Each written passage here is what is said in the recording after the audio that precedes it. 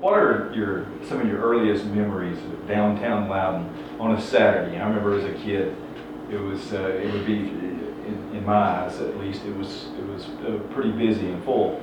I noticed a few minutes ago when I was driving here, not one single person was on the street walking.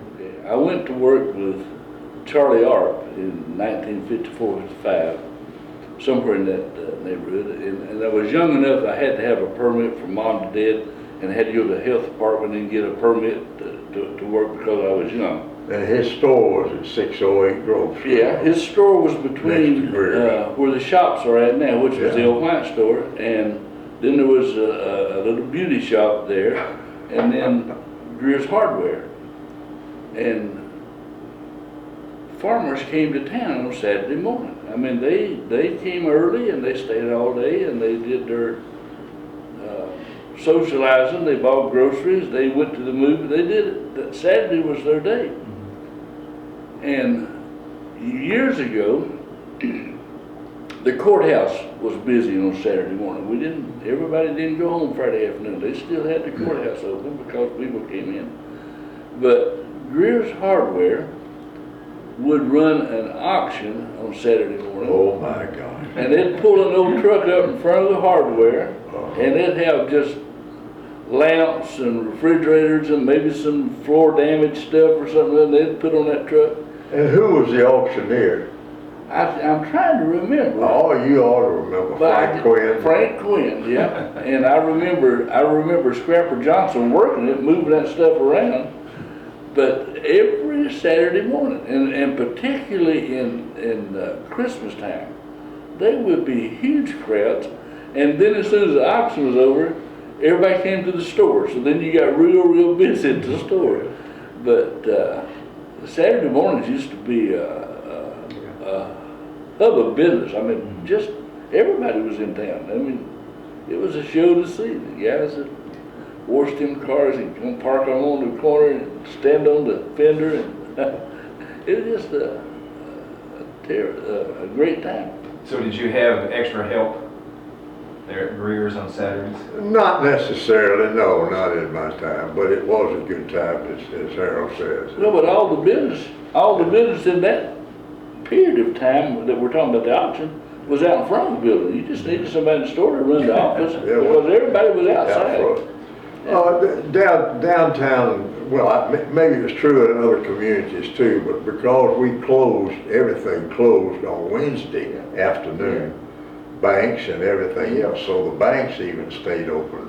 I think they were open from 10 to 12 Saturday morning. But and previous to my time, which was, I got here in 1954, but way previous to that, there would have been horse-drawn things tied up to that cattle, to that hitching post. Yeah. You know, courthouse yard. The corners of the courthouse square originally on 3 corners were cut at a diagonal, and there was a row of chains between posts where you could hitch your cattle. I can visualize it. George, you pop in, you got to have something. Come on. Oh, going to the movies? Yeah, that was in the next. Tell us about going to the movies. We had, what, 1 or 2 theaters at Well, the Village Playhouse is the one that I remember going to. But my first movie I ever saw was at the Court Theater, and that was Jailhouse Rock. So that had been 1957. That's how far back my memory goes. Now, where was that located? There where the Emporium is now. Yeah. Annabelle. Annabelle. It's the Court Theater owned by Mr. Charles Caldwell. Yeah. He came in from McMinnville. He was from McMinnville. His wife. And previously owned the. And he owned the Court Theater. His wife, Miss Emily Ann. Before that, didn't he own the Lyric Theater? I don't know. He might have. Did he own the drive-in too down at Philadelphia? Yeah, that was Bernie Simmons. Bernie Sweeney owned it. Bernie Sweeney owned it. Oh, okay. And the drive-in across the river. Yeah. And That then was Coles. Coles, and then there was another theater out here next to where is it? McCaffrey's. McCaffrey's place, It was right. Loudon at one time had 3 walk-ins and 2 drive-ins, or the Philadelphia area had 1 in Old Cross Ridge. They had three. And that one that owned it in West End, his name skips me. Was it Haskins? No.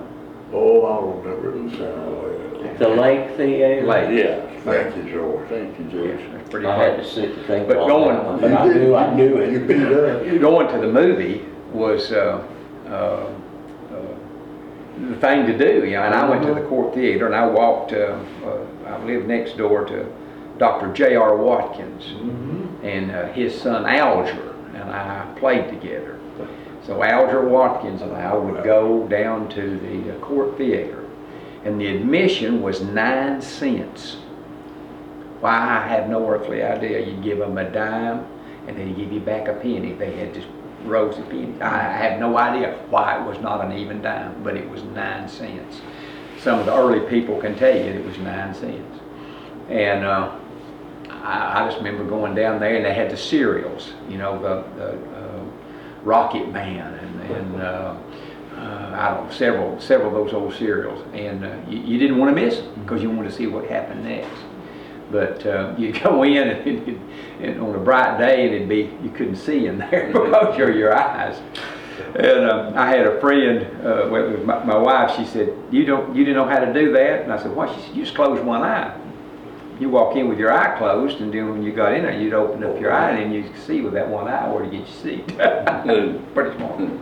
But that was that, and then of course the stores there on the 10-cent store. Yeah, easily. Where the ice cream parlor was at that particular time was the Thomas Hill store. And it was run, the manager was Mr. Kenneth Howard. John Merrick worked there. And John Merrick worked there. And then Mr. Billy Brewer, they had the 5 to 5 store. And on up Wiley Zimmerman and Orme Russell had that. And of course the drugstore was always on the corner there. There was another drugstore right across the street from where the bank would be. It was Dr. Gene Smith's Drugs. And then there was a Riggs drug company. Before that. And I got a call yesterday from somebody who wanted to know about Mr. Kuiper, the drugstore. Kuiper Drugs. That was before my day. That was what, in the 30s, I think. It's set right to the left of that building right there, between that and Greer's. Yeah, But 602 road. somebody was asking me about that, and before my day, but Mrs. Leanne Chihaz's grandmother was a Kuiper. She was Doc Kuiper's. Mildred Chihaz was Mildred Kuiper. But anyhow, that's getting on. Do you remember when the Rexall was next to the post office? Yeah. Yeah, I do. Okay.